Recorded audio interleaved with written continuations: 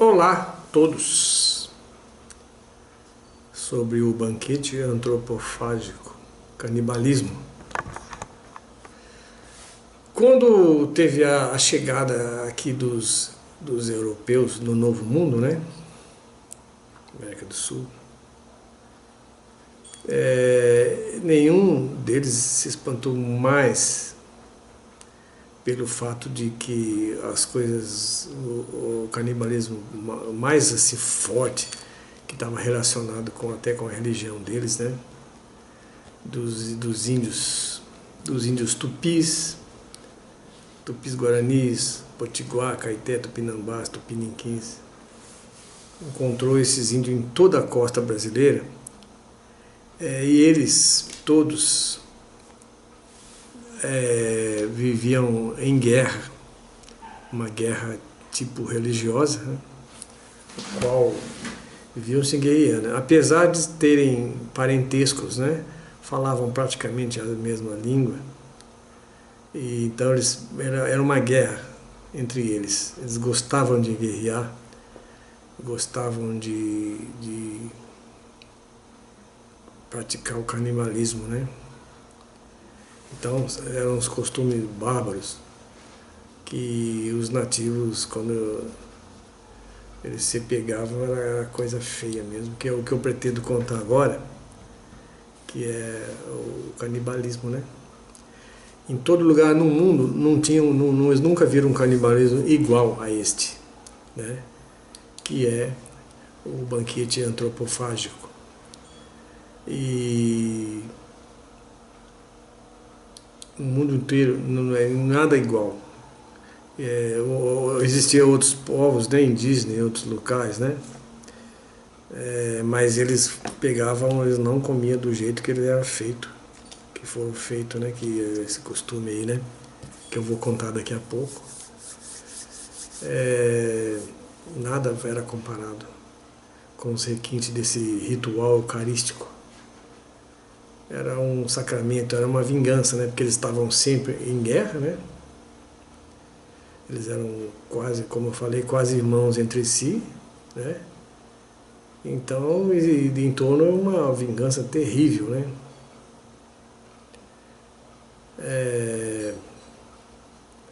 Eles se odiavam entre si. Potiguara odiava Tabajara, Tabajara odiava Caeté, Caeté odiava Tupinambá, também odiava Tupiniquim, e assim iam as coisas. Todos aparentados, né? Odiavam a paz, gostavam mesmo era de guerrear. Eram feitos à guerra. A guerra era sagrada para eles, né? Que era uma consumação da vingança. E quando um devorava o outro, né? Isso é eles detestavam a forma que eles diziam, enterrar a pessoa e ser comido pelos vermes, né? Então o destino mais sagrado do inimigo era na barriga do outro inimigo, né? Então isso aqui já era uma coisa, era uma verdadeira sepultura, barriga do inimigo. Os caras eram comidos, eles gostavam de ser comidos, né? Porque eles já sabiam, né? Quem era comido sabiam que ia dar continuidade, né? Continuidade nessa guerra santa, né? Sabiam que não iam morrer, uma coisa que também já estava vindo há mais de 500 anos, né? Então, é uma coisa que o cara que morria na barriga do outro sabia que ele ia continuar dando história.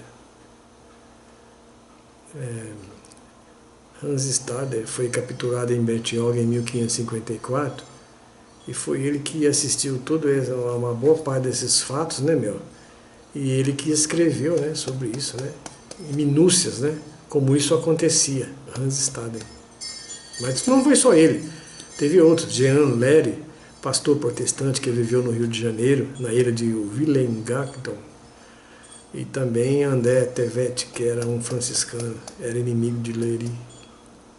Lery e Tevet se odiavam, tomavam parte dessas guerras religiosas que eclodiam também aqui. Então você vê que o negócio já vem lá de trás, né? Pela ótica da antropologia e da etnologia, que concluiu que realmente era um ritual profundamente religioso. Eles travavam guerras e quando um capturava o outro, né, esse camarada era cativo, né? Só que o primeiro que tocasse o que estava sendo invadido, então ele já ficaria no campo de batalha dele, né? Então esse camarada ele era conduzido, né? Outros também junto, várias vezes, né? Depois de uma guerra, eles eram conduzidos amarrados pelo pescoço, né? Pelos pés, pelas mãos, e tinha que entrar pulando, né? Na outra tribo que foi a vitória, que foi vitoriosa, e dizer, né? Chegou a vossa comida, pulando, né?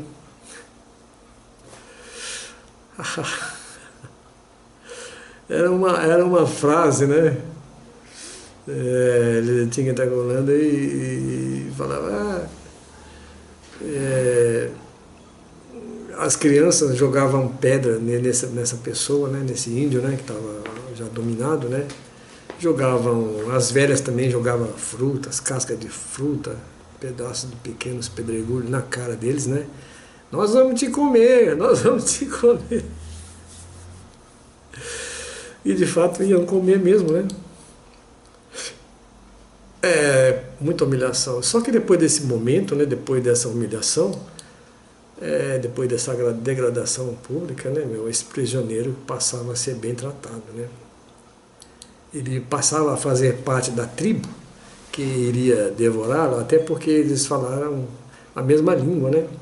Eles eram parentes, eles eram primos, né? Eram aparentados. E o cara logo recebia de presente uma filha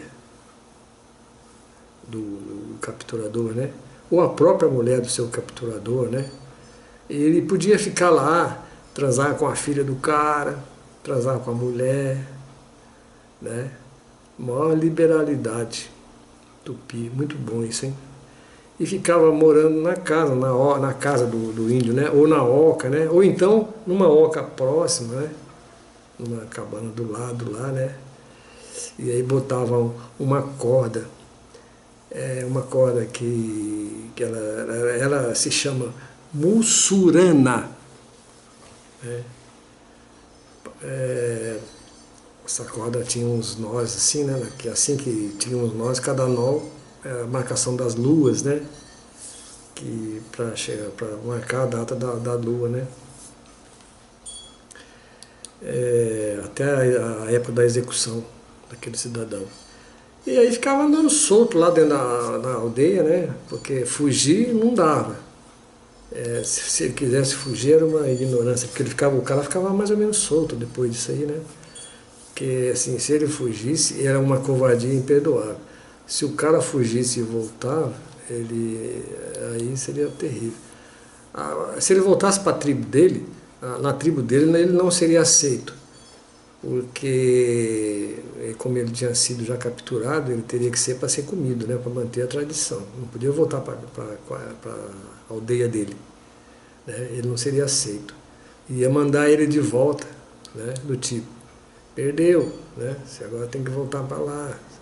Você se deixou capturar, então agora você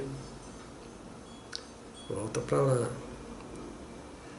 Então eu ficava assim, né? Chegava o dia então da execução, né?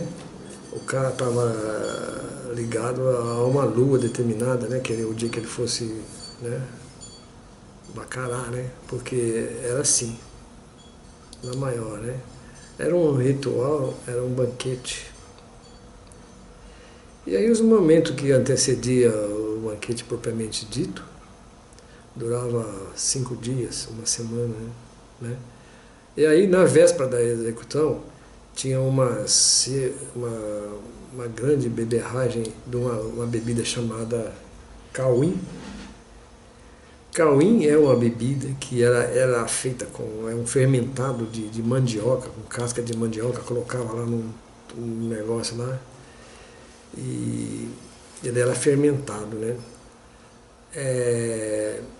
Essa fermentação era feita de uma forma que colocava lá a mandioca com as cascas, e as velhas acima de 40 anos ia lá ficava cuspindo ali dentro, aquilo ali gerava uma fermentação, e aí saía um líquido maravilhoso, né? Que a 51 comparada, né? Perto era fichinha, o negócio era forte pra caramba, velho. Os caras tomavam um talagaço daquele negócio lá, cara. O cara derretia até a dentadura do guarda.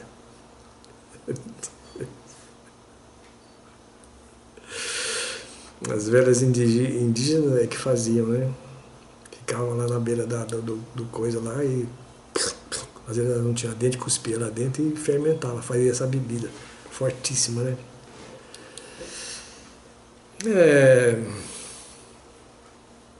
A mandioca era ralada, viu? Colocada com mandioca, se pegava assim, raspava lá e fazia essa bebida aí, né? Era considerado um absinto, né? Um absurdo. E assim o cara tomava aquele blog, blá, blá, ficavam bebendo aquilo lá, homens e mulheres, né? Aquela porra inteirinha à noite, né, meu? Isso dá antecedência à execução do cara, né? Churrasco lá.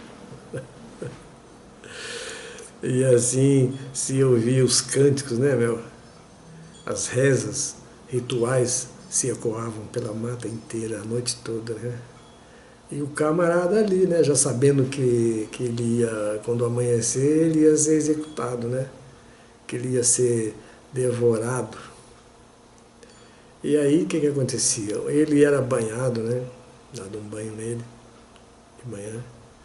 O requinte, ele era, as mulheres passava um tipo de um produto nele assim que era parecido urucum, né? Uns olhos assim, aí tinha que depilar os pelos, raspavam os pelos dele, né?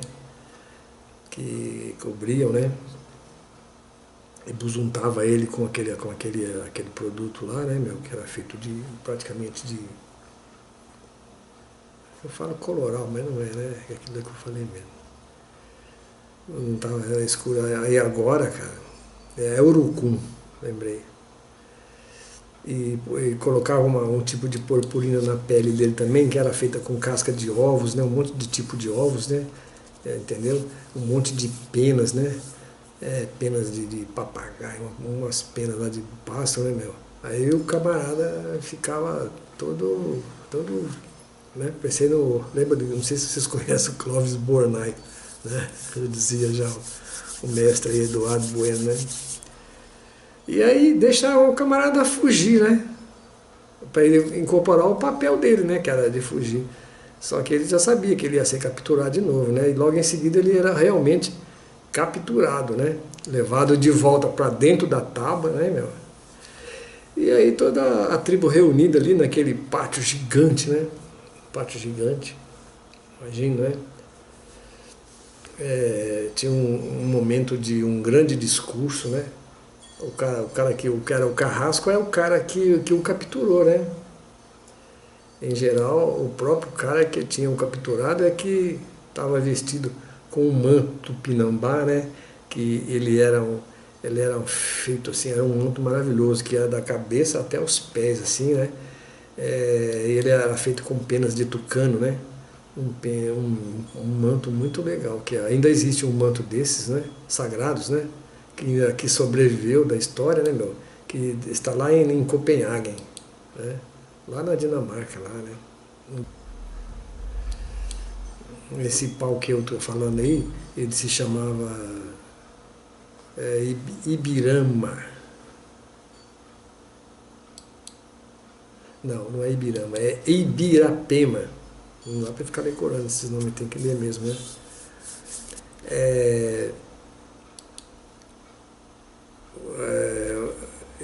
Esse pau ficava lá dentro, como eu falei, todo lubrificado. Ele tinha uma bola grandona na ponta assim, né? Era bem pesado, uma madeira de lei muito boa, né, cara?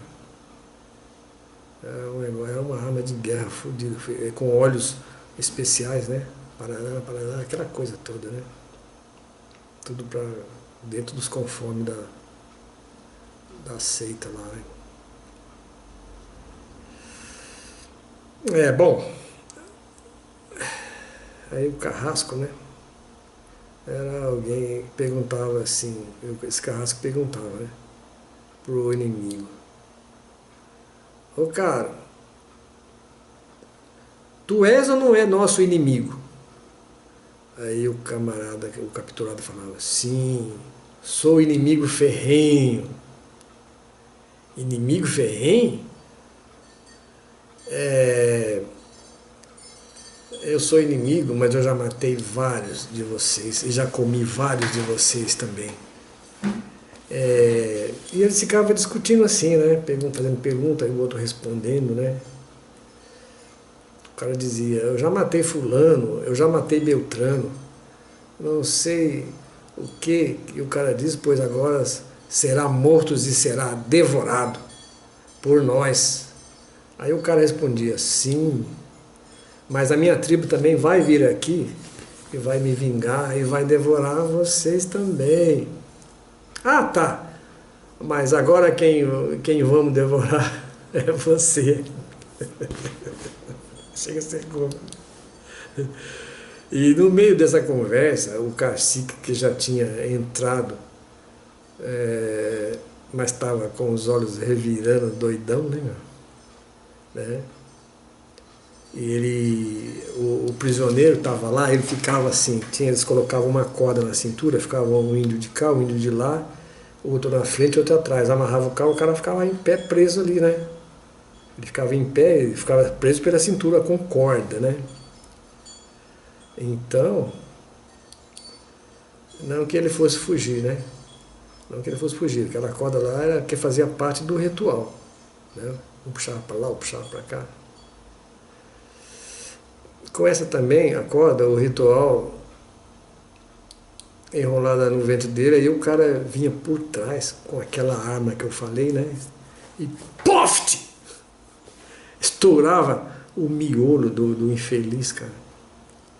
O cara caía morto na hora, né? Porque estourava os miolos, né, meu? O cara, morte rápida, o cara não sofria. O cara com a maranha duro lá, né, meu? Aí as velhas com mais de 50, né, meu? Elas já vinham correndo para já recolher o sangue e os miolos, né? Umas gamelas assim, sabe? Umas tigelas, né? Aí o cara, aquele sangue tinha que ser bebido. Elas bebiam o sangue, né, meu? Comia os miolos, né, meu? Então, o católico vai lá, eles comem o corpo e bebem o sangue de Jesus, né? E tal como eles estavam fazendo, era muito parecido, né? E, né, meu, esses tupis também estavam fazendo, era uma coisa sagrada, comia o outro porque era um ritual sagrado, né? A vingança sagrada, né? Voltando ao assunto lá atrás, né? Isso aí chama relativismo cultural. Então aqueles pedaços lá era como se fosse uma hóstia, entendeu? Uma entidade no seu próprio corpo, né? Quando o cara comia o outro, ele estava como se fosse comendo uma hóstia, estava, entendeu? Muito parecido com o catolicismo. Aí pegava, o cara estava lá, já tinha pegado as veias, tinha pegado o cérebro e tinha bebido sangue com as tigelas, né, recolhido. O que acontecia? Eles pegavam o corpo dele e escaldavam, né? Levava lá para um caldeirão lá, velho. E jogava o cara dentro da fervura, tchá, escaldava o corpo lá, né? Mas antes de escaldar o corpo, eles pegavam um tampão, enfiavam lá naquelas partes baixas do camarada, que era para não perder líquido, entendeu? Não perder líquido nenhum, os líquidos ficavam dentro do camarada, né? E aí, com aquela água fervente, facilitava a raspagem da pele, né? Tiravam toda a pele, né, meu? Cara, espera que tu esteja na hora do almoço. Agora vai ser servido o banquete. Escaldavam o cara, tiravam o corpo escaldado, levava para uma grelha, né? Onde ele seria a ser assado também, né, meu? E aí também, lá na churrasqueira também, enfiava aquele negócio tampão também, para quando desse pressão, né? Tá assando, né, meu? Chegava só os pingos das gorduras caindo na brasa. Aquele cheirinho gostoso de gordura, né? Tipo churrasco gaúcho, né? A gordura pingava lá, fazia aquele barulho lá, né? E aquele cheiro gostoso de carne assada. viraram o cadáver, né, meu? Viravam o cadáver e abriam as costas, né? Abria a parte de trás dele assim, né, meu? E depois viravam ele de costas, né, meu? Já assado, pelo dorso, e abria a frente assim, né, meu? Tiravam, tiravam o ventre, né? Tinha lá dentro tinha os intestinos, né, meu? Esses intestinos, eles eram oferecidos às crianças, né? As crianças, opa, intestino, né? Tivesse criança que reclamasse, não podia, porque aquilo lá era comida de criança, né? Os miúdos, né? Então, criança mais mesmo tem que comer miúdos.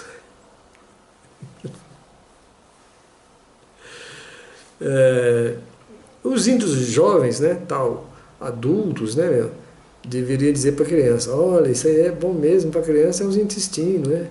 Deixa que a gente come as costelas, os braços, as pernas, os adultos, né? Porque, de fato, o pernil, a costela, né, meu, 24 horas e os braços eram comidos pelos adultos. Tinha todo um ritual. Por exemplo, né, a língua, e essa parte aqui de cima do couro cabeludo aqui, era comido pelos jovens de 13, 14 anos, os jovens guerreiros, né, que tinha essa idade aí, que já era considerado já guerreiro, né? Só a pele em torno do crânio, né? Para os grandes guerreiros, né? E a língua. Os órgãos sexual, ele era oferecido para as mulheres, né? Cortavam lá o salsichão, né, meu? Salsicha com ovos, né? E aí, essa parte aí dos órgãos genital era só para as mulheres, né? As mães com filhos recém-nascidos, né? Ela se banhava os seios dela, ela lá passava o sangue, né, do infeliz lá nos seios dela e já jogava na boca dos recém-nascidos, né? Os recém-nascidos já mamavam já nos seios cheio de sangue, né? E dava de mamar para os bebês com o seio recoberto de sangue, né? Do recém-abatido. As crianças pequenas também, elas eram chamadas, participavam, todas, e comiam. Elas tinham que botar a mão, assim, né, nas tigelas, né, de sangue, clamavam, né, gritavam pela vingança, né, e pegava o sangue e passava, né, se pintava assim com aquele sangue, as crianças, né, com o sangue, né, cara. Tinha a trilha sonora, né, meu, junto, né, que é os tambores, né, meu, os cantos, né, tudo isso fazendo aquele ritual e aquele clima, né. Basicamente flauta, né, flauta feita de ossos, pelos próprios caras, dos ossos dos caras que eles já tinham comido, né. Eles faziam flauta dos ossos, né, meu. Tambor. Hans Stader, ele viu, né, isso aí, é a execução de dois irmãos portugueses, né, meu, do mesmo jeito. Pegava os coitados lá também dos bandeirantes, né, dos conquistadores, né, na época, né. Irmão Brega também foram comidos, né, meu. E, então, toda essa comilança e bebelança, né, meu, eles ainda continuavam bebendo o cauim, né, enquanto professava esse ritual, né. Esse ritual aí durava de 4 a 6 horas, né. E aí quando ele já estava bem já, né, bem mamado, bem comido, bem alimentado e já estava bem bêbado também e cheirado também com aquela fumaça que eu falei que eles cheiravam, né. Aí os capotavam, né. Canibalismo desse porte, né. Saber que os nossos antepassados, né, o Tupi-Guarani, eles eram esse povo aí, essa história verdadeira, não é nem lenda, hein?